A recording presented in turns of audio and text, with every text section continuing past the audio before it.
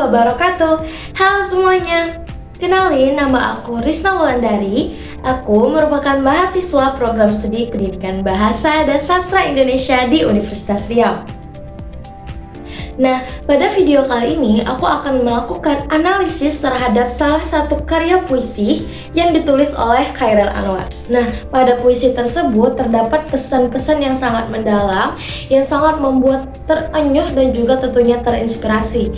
Nah, karya puisi itu berjudul Dendam. Puisi Dendam ini diperkirakan sudah ada sejak tahun 1942 sampai 1949. Jadi tanpa berlama-lama, yang analisis yang bakal aku lakukan mengenai karya sastra atau karya puisi Chairil Anwar berjudul Dendam ini meliputi tema, gaya bahasa yang dipakai, karakter, kemudian alur, serta pesan yang disampaikan. Nah, untuk kelebihan dan kekurangannya juga akan aku bahas nanti di akhir video ya. Jadi, tanpa berlama-lama, langsung saja kita mulai. Untuk melakukan analisis yang mendalam mengenai apa yang sudah aku sebutin tadi, teman-teman juga perlu tahu bagaimana bentuk puisi Dendam itu sendiri. Nah, teman-teman, dalam mencari puisinya itu di internet ya teman-teman, karena sudah banyak di internet kayak gitu. Nah, langsung saja kita masuk ke analisis yang pertama, yaitu tema. Dalam analisis tema ini, kita dapat membaca dulu keseluruhan dari puisi Dendam karya Chairil Anwar itu kan. Nah, setelah kita membaca, lalu kita analisis kata-kata yang dipakai di sana, kemudian perasaan yang disampaikan saat membaca puisi itu kita dalami. Nah, setelah itu baru deh kita dapat melihat bahwa tema yang dipakai dalam puisi Dendam ini adalah tema tentang penderitaan seseorang, kemudian pencariannya terhadap sesuatu yang hilang, dan juga luka batin yang dialaminya. Yang kedua yaitu karakter atau tokoh dalam puisi. Nah, teman-teman, pada kalimat berikut ini teman-teman dapat melihat ada kata aku. Nah, pada kata aku itu dapat kita simpulkan bahwa tokoh yang ada pada puisi itu merupakan tokoh yang bernama aku, atau diibaratkan menjadi sudut pandang orang pertama. Nah, kayak gitu. Nah, yang ketiga itu ada gaya bahasa nih. Nah, pada puisi Dendam ini, gaya bahasa yang dipakai oleh Chairil Anwar itu syarat akan majas dan juga simbolis, teman-teman. Mana pada kalimat ini terdapat metafora atau kiasan mengenai gambaran konflik batin dari tokoh aku. Kemudian ada repetisi atau pengulangan pada kalimat ini yang berarti menekankan suasana muram dan juga gelap.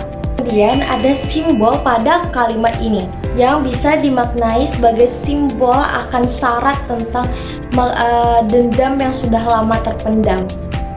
Jadi dapat kita simpulkan bahwa gaya bahasa pada puisi Chairil Anwar yang berjudul Dendam ini ada tiga gaya bahasa yang dipakainya, yaitu metafora, repetisi, dan juga simbol. Dan yang keempat, alur. Nah, pada puisi karya Chairil Anwar berjudul Dendam ini juga terdapat alur-alurnya nih teman-teman. Apa aja alurnya?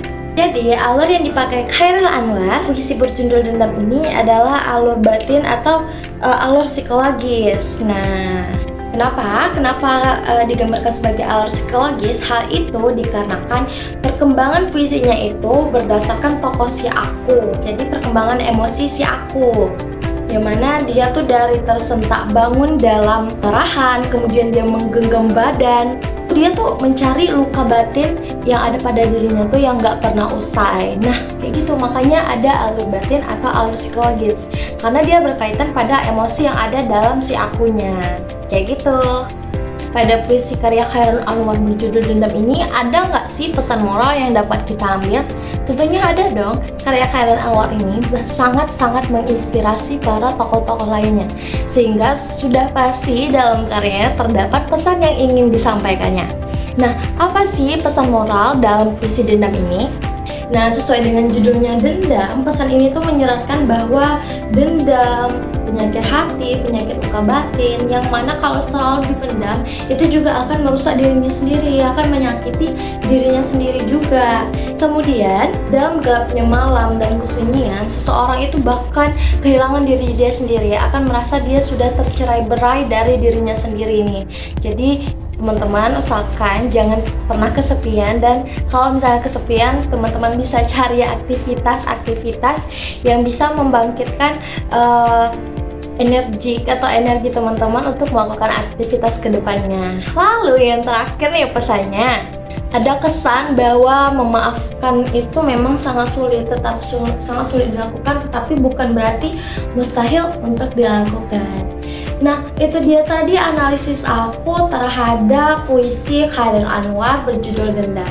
Nah, selanjutnya kita lihat, pasti di dalam sebuah karya sastra itu terdapat kelebihan dan juga kekurangan.